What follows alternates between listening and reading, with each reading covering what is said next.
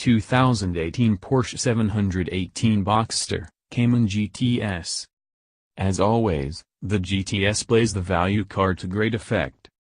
The greatest pleasure to be found in Porsche's 982 chassis 718 Boxster and 718 Cayman exists between the edge of grip and the edge of control. It's a place of pure joy thanks to the sweetest stability control system in existence, one that lets you look over the edge without actually jumping, but which also never punishes you for doing so. These are machines we've appreciated for years now, approving enough of Porsche's least costly sports car in either its roadster or coupe forms, or both, to award them 1910 Best Cars Awards, including a 2018 honor. The newest version of the cars, the GTS, makes the experience even more enlightening. The GTS designation isn't new, having first appeared on the 904 Carrera GTS in 1963.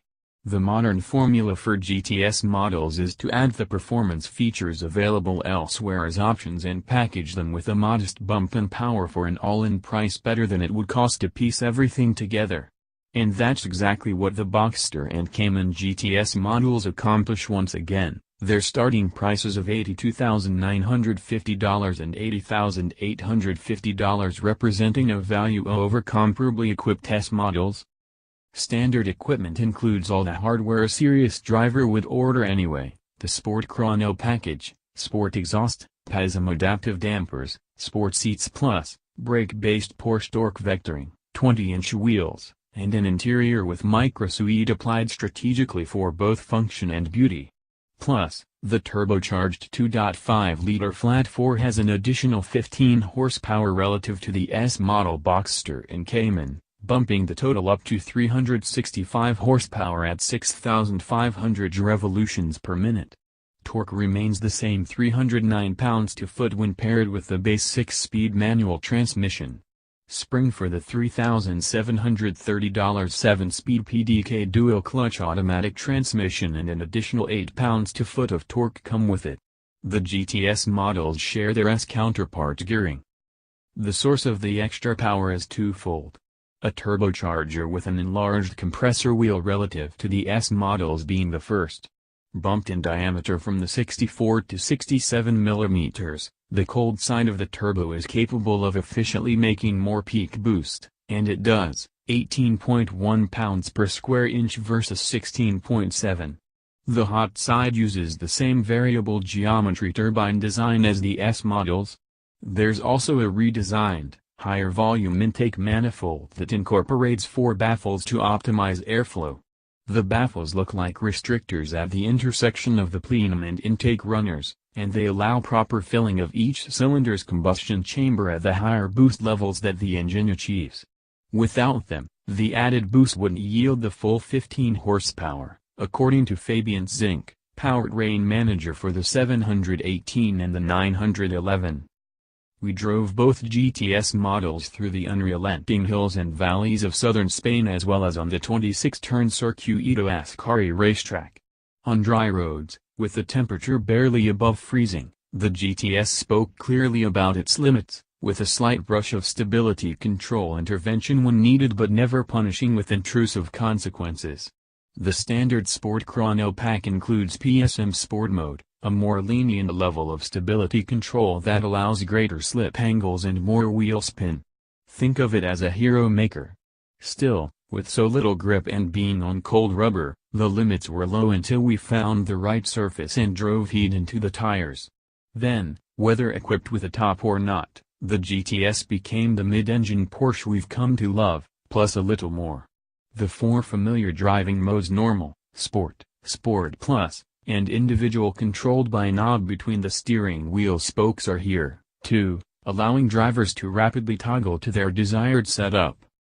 The standard Porsche active suspension management lowers the car's 0.4-inch relative to a base model fitted with the passive suspension. PASM constantly adjusts the damping rate over 2 overlapping ranges depending on the selected driving mode. It can also be decoupled from the selected mode via a button on the center console. The optional PASM Sport suspension lowers the GTS a further 0.4 inch. Ride quality is firm even in the softer setting, jostling occupants when the road turns rough. But control is sublime, and the trade-off is both worthwhile and among the best in the industry. Sport Plus was our preferred driving mode at the track, but on the road we regularly dial the suspension back to its softer setting to allow better compliance.